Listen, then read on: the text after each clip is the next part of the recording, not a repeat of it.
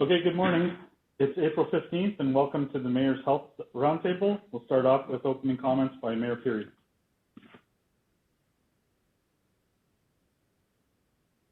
Once again, good afternoon to everybody. Thank you very much for being on this call. Very important call. I'll move this back just so perhaps maybe you can hear me a little bit better. As always, I start off the call thanking everybody involved, the front lines, cashiers, cleaning people, everybody involved in helping us fight this pandemic. Today, there's a special call out to the living space personnel who are handling 61 patrons 24/7 and 3 locations. As you can imagine, this is a tremendously difficult task, and they were doing it with professionalism and pride. So to all those individuals out there, thank you very much. We do have Chantal here from the Porcupine Health Unit. So we'll hand this over to her right off the bat. Thank you. Thank you, Mayor Peary. So today the Porcupine Health Unit wants to report that we have completed 811 tests so far. 593 of those are negative, 176 are pending, 21 cases have been resolved, and we still have the 2 deaths related to COVID. Today, we are reporting that we have 3 new cases of COVID-19 among our residents in the health unit area. First case is a male in his 60s, the second is a male in his 30s, and the third is a female in her 60s. All of these individuals were tested on April 13th, which was on the Monday. So the current number of confirmed positive cases is now 42.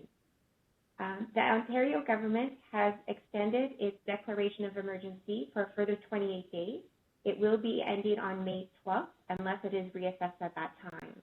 All of the current orders under this declaration continue to be in effect. The closures of schools, non-essential services, bars, restaurants, etc., all continue. Parks, recreational facilities, all continue to be closed until the end of the declaration of emergency. Yesterday, the Government of Canada updated their mandatory requirements for travelers entering Canada. So any travel entering Canada, whether they have symptoms or not, will not be allowed to self-isolate or quarantine themselves with another individual who is vulnerable. So that means anyone over the age of 65 or those with other medical conditions. These individuals are at higher risk for severe illness, and we need to protect them as much as possible. So starting today, individuals will not be able to self-isolate with these individuals.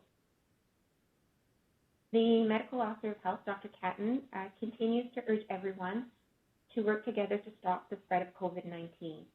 Stay home as much as possible. Only go out for your essential errands, such as groceries, getting your prescriptions, or medical care.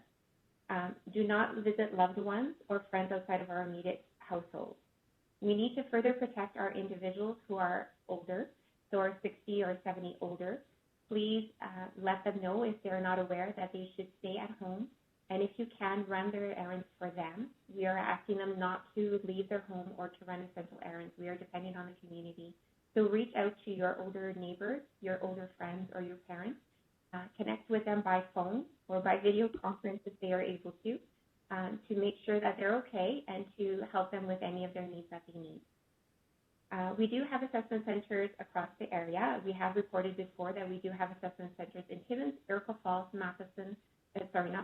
Cochrane, Kapuskasing. We are hoping that the assessment center in Hearst will be up and running this week.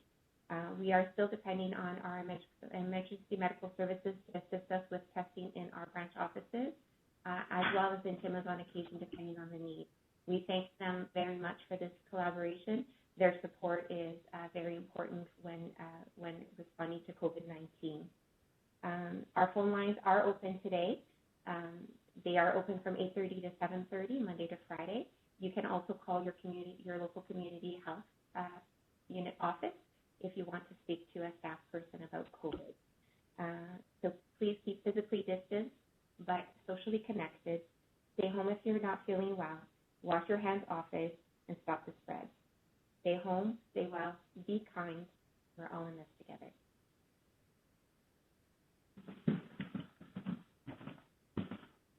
All right, thank you, Chantal. Like usual, we'll ask if there's any questions from the media for Chantal.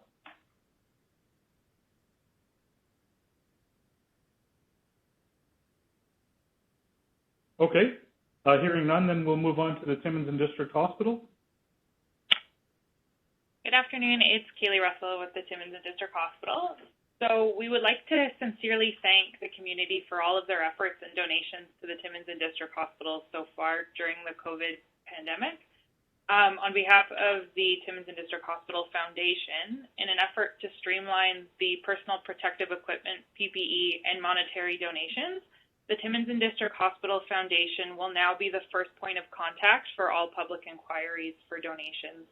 If you have PPE that you would like to donate, please send an email to foundation@tadh.com, or you can call them at 705-360-6039 so that they can evaluate the suitability of the products for use by the Timmins and District Hospital. They will be looking for if healthcare workers and determine if the donation meets the safety requirements and standards for the itemized list. As always, we are still responding to inquiries from the public, so if you do have any questions, please reach out to us at 705-267-2131 or by email at generalinquiries@tadh.com. Stay safe, stay home unless it's essential, and please remember to wash your hands often. Thank you. All right, thank you, Kaylee. Next, we'll go to the Cochrane DSAB. Brian Marks, is there a message today? Yes, there is. Thanks, Dave. Good afternoon.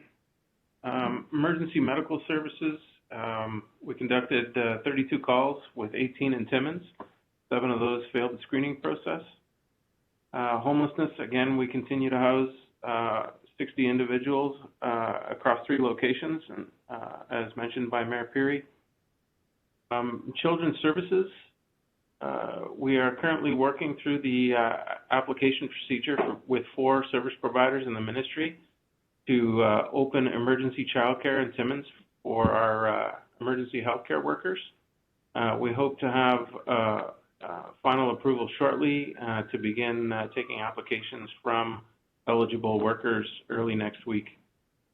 For the Youth Wellness Hub, in order to enhance support for youth in the city of Timmins, the hub will be increasing its Instagram live events to 4 times per week, starting on April 20th, 3:30 p.m. Mondays through Thursdays. Peer mentors will co-host events that offer youth opportunities to connect with each other, participate in facilitated activities, and learn tips and tools for self-care and coping with stress. We'll also have counselors available. There'll also be daily posts on the Youth Wellness Hub Facebook and Instagram, in addition to a live calendar updated every Monday. Thank you very much. All right, thank you, Brian. Next, we'll go to Chief Lochran.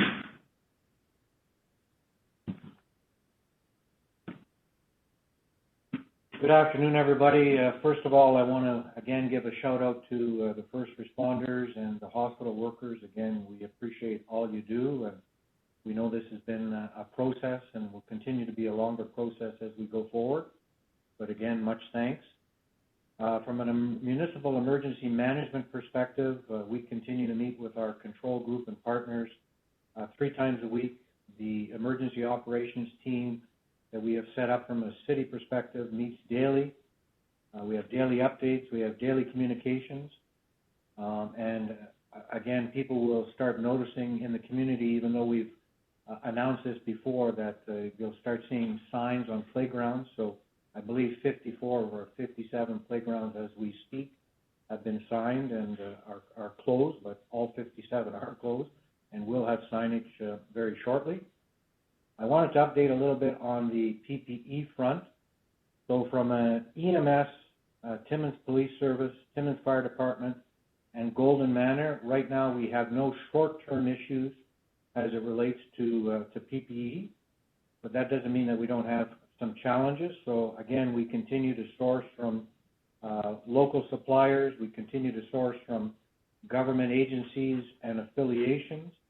And again, there's a need as we move forward for surgical masks, N95 masks, gowns, and face shields. And again, we have a lot of people from a variety of different suppliers who continues to send us stuff daily. But again, it's the availability of these products and the ability to be able to get them delivered to Timmins. But I do want to say that from a city of Timmins perspective, just to give some perspective to this, and we have these orders out to a variety of different suppliers locally and externally. And so we right now have close to 40,000 N95 masks on order. We have 60 face shields on order.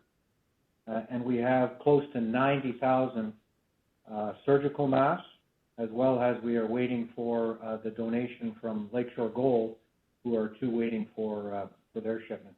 So again, in the short term, no major issues, but we continue to look at this from a long-term perspective, and we need to continue to work with all our agencies, partners, and local suppliers to be able to source it. Again, thanks very much.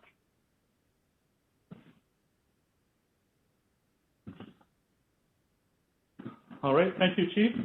From here, we'll go to the media for some questions. Yes, hi there. It's Sergio from CTV here. Would I be able to pose a question to Mayor Peart? Okay, go ahead, Sergio. Sure. So I was wondering, Mr. Peary, if you'd be able to provide any update or any clarification on your potential plans for imposing a curfew on Timmins. I know you talked about it yesterday and that council is in favor of it. So can you provide any update on your plans for that? Yeah, that question has been out there for, I don't know, a week or 2 weeks. Whenever we declared the state of emergency, I think that we declared the state of emergency April 3rd. It was brought up then. I had promised to basically ask the community through the councillors, and I just asked them last night what their thoughts were, and they provided their thoughts. Ultimately, that decision rests here in consultation with the police chief and others.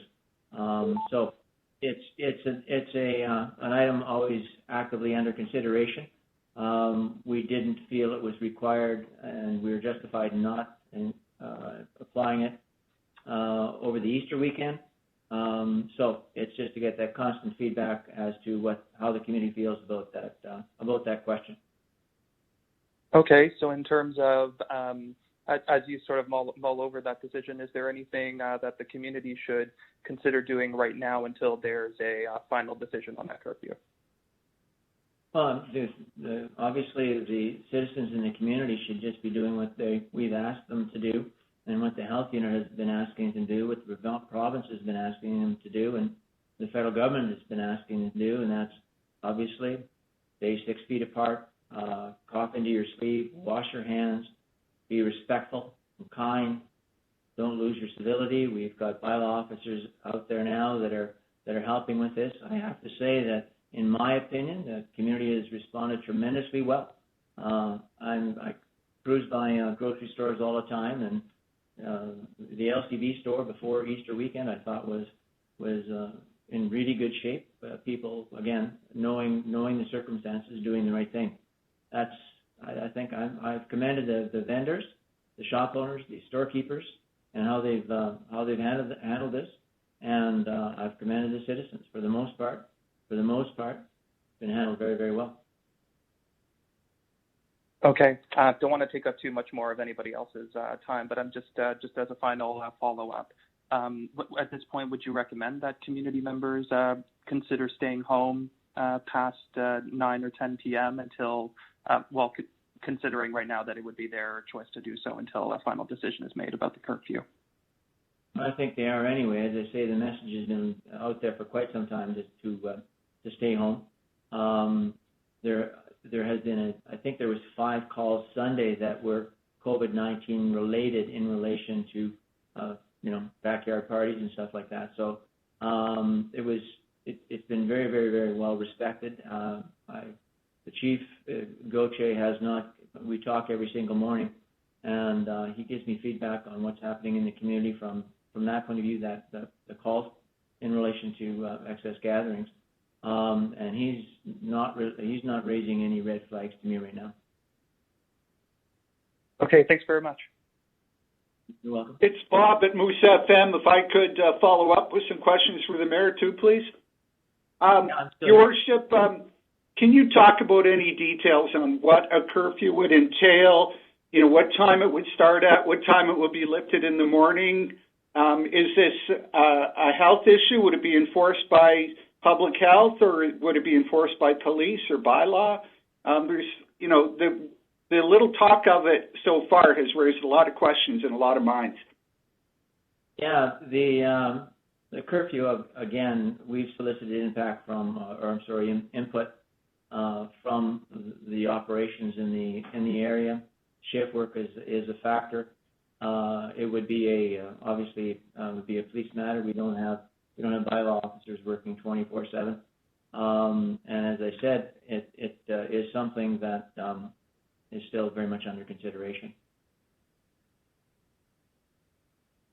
Okay, but what would the intent of this be? Is it just to keep people off the streets and to cut down on crime, or is it to prevent the spread of COVID? Bob, it's only about COVID-19. Okay, but it would be the police enforcing it. Yeah, they're the ones that'd be out there on the shifts and enforcing it. There was some mention last night about helping with control of young people, in cars out late at night. Haven't had a huge hue and cry from that part on anybody. It's just something that we want to keep we want to keep in touch within the community, see what their feeling is. But as I say right now, from a police point of view, it hasn't been something that they would recommend putting in place. The police are not recommending it? No, they're not recommending it, no. Okay. Now, if you did go ahead with it, would it be 10 p.m. to 6 a.m., or have you worked that detail out yet? We haven't worked any details out yet. Okay. Thank you very much. You're welcome.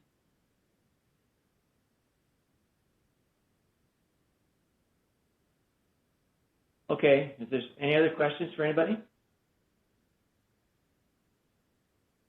I do want to comment again on the civility piece.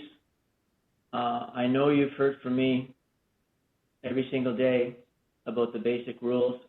We have asked for input from individuals within the community, and I want to read a note to you that we received. It's very well written.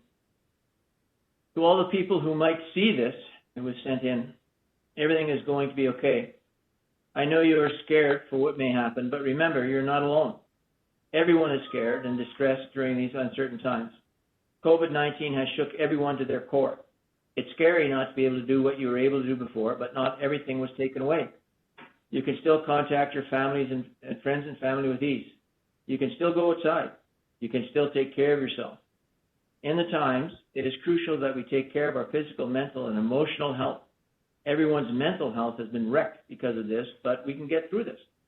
Taking the time to heal your mental and emotional health will help you a lot. Your well-being and others' well-being is of utmost importance. Remember, you need to look out for yourself. You can help others by staying away from others on the streets and in stores. It is extremely difficult, but this is how it will be. This is how we will beat this virus. Don't be afraid to reach out for help if you need to, or if you have to take some time off work. It's the same for every e-learning. If you need to take a break for a little bit while completing assignments, do it. Everyone needs a break sometimes. Your mental health is more important than school or work. Keep trying your best, stay safe, and wash your hands. And that was sent in by Isabel Jamison, and she's 13 years old. So there's a teenager that gets it. So be kind out there and be considerate, and listen to the wisdom of Isabel Jamison. Thank you very much. All right. Thank you, Mayor Perry, and thank you to the members of the media for joining us this morning.